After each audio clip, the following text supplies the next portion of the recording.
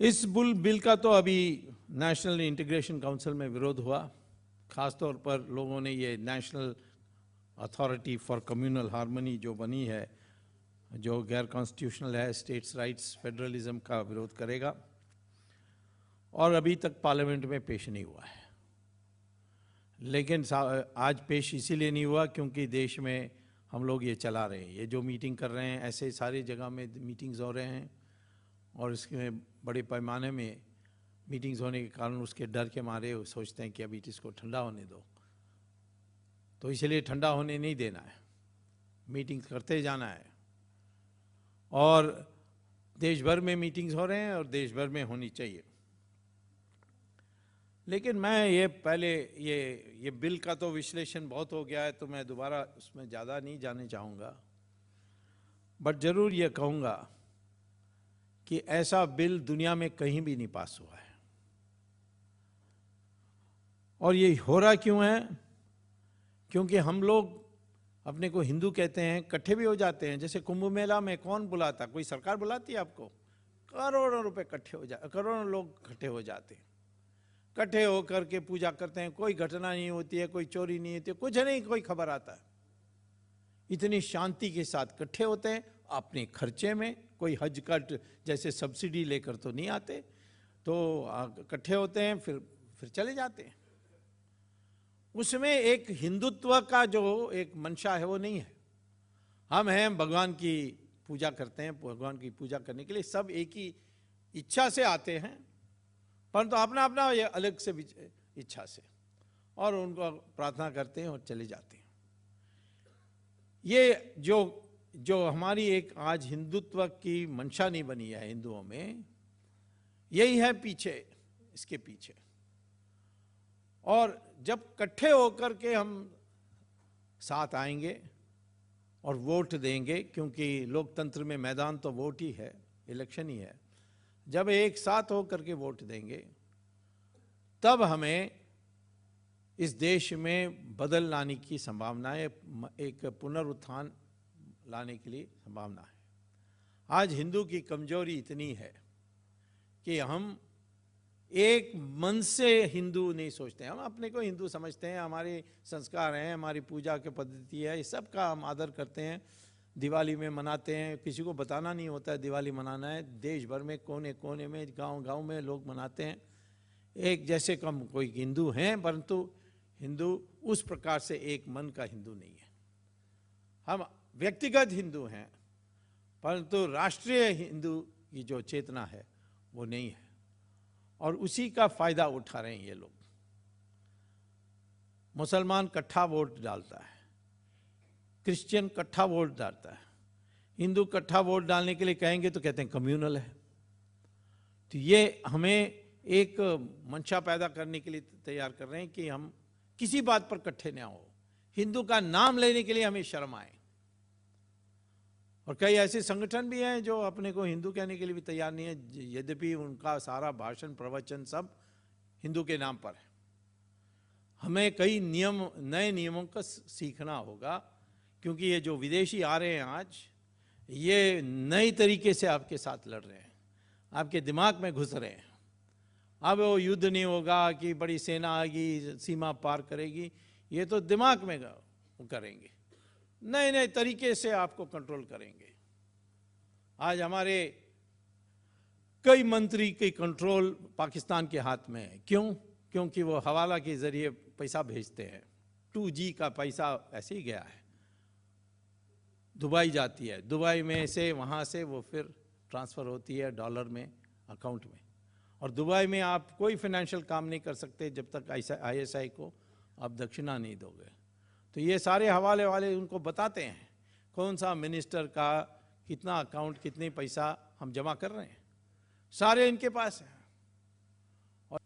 और आज हमारे दिमाग में ये तैयार की जा रही है कि हमारी इतिहास ऐसी है, ये ऐसे ही है, ये तो एक देश कभी नहीं था, अंग्रेज़ों ने इसको साथ बनाया, उसके संदर्भ में है।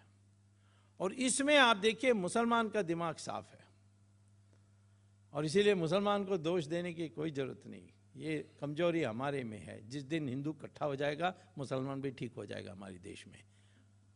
हमारी मजबूरी, हमारी कमजोरी है हिंदू में एकता ना होने का।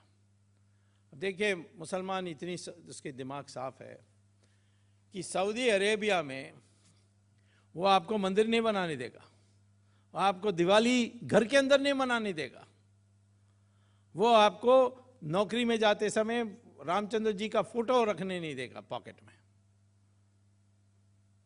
और यदि आप अभी किसी का, मैंने सुना है कि किसी को ये बड़ा हल्ला हो गया है कलकत्ता में कि किसी ने दिखाया किसी क्रिकेटर का रामचंद्र के रूप में, या ये जो विराट कोहली को रामचंद्र के रूप में, और मुसलमान उसको नमस्ते कर रहे हैं, तो उसमें दंगा हो गए कलकत्ता में कल।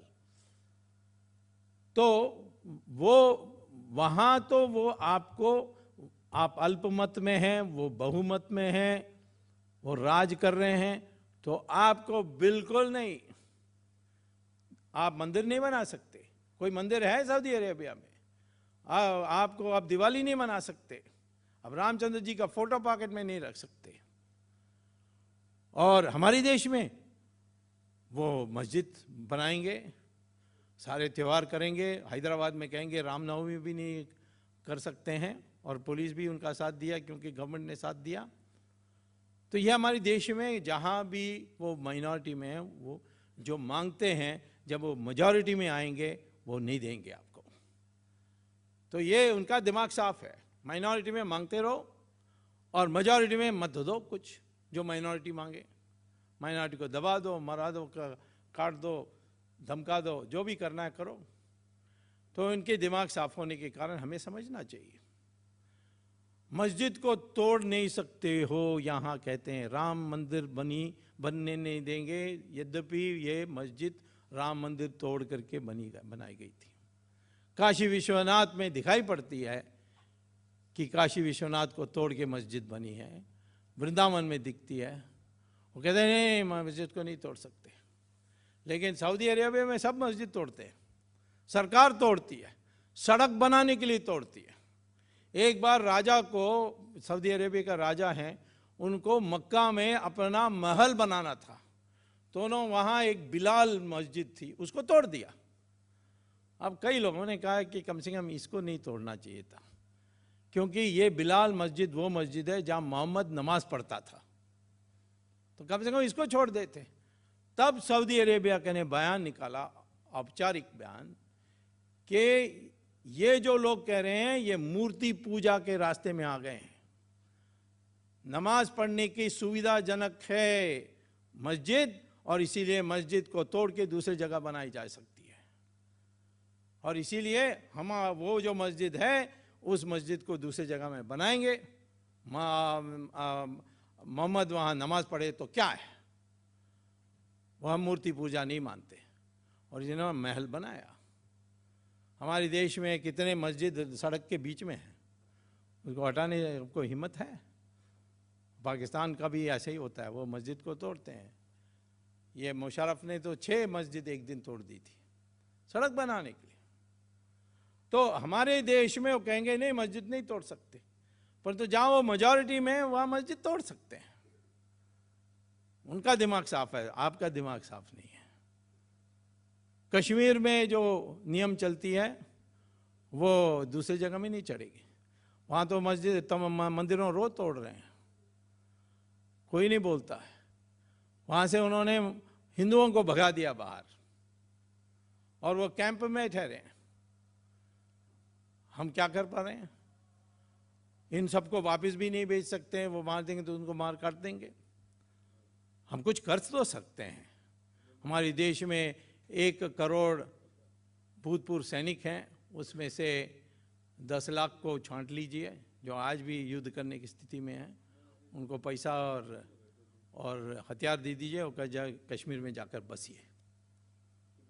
तब हम कर सकते हैं, एक हवा पैदा कर सकते हैं, एक माहौल पैदा कर सकते हैं जिसमें बाद में कश्मीरी पंडित जा सकेंगे। पर उसके लिए हिम्मत चाहिए। लोग कहते हैं वो 370 धारा रास्ते में आ जाएंगे, पर 370 धारा तो बनी थी कि ये जो धार्मिक अनुपात है इसमें बदल नहीं आनी चाहिए, लेकिन टेररिस्ट ने तो धार्मिक अनुपात को बदल दी, हिंदुओं की संख्या को 0 कर दी वहाँ। तो ये तो 370 के खिलाफ ही है। तो हम तो 370 के मदद के लिए 10 लाख भूतपूर्व सैनिक को भेजने चाहते हैं। इनको 370 हटाना है तो अलग बात है, वो भी हट सकता है, पार्लियामेंट की वोट की जरूरत नहीं है, सिर्फ राष्ट्रपति का एक नोटिस चाहिए, एक बयान चाहिए कि ये हट गया। 370 धारा पढ़ो, वो एकमात्र धारा है कॉन्स्टिट्यूशन में जिसके को हटाने के लिए आपको पार्लियामेंट की वोट की जरूरत नहीं है। मैक्सिमम आप कह सकते हैं कि गवर्नर से सलाह कर लो, और गवर्नर तो आप ही अपॉइंट करते हैं, आप अच्छे आदमी को, हमारे रामा जोइस को दोबारा गवर्नर बना दो कश्मीर का।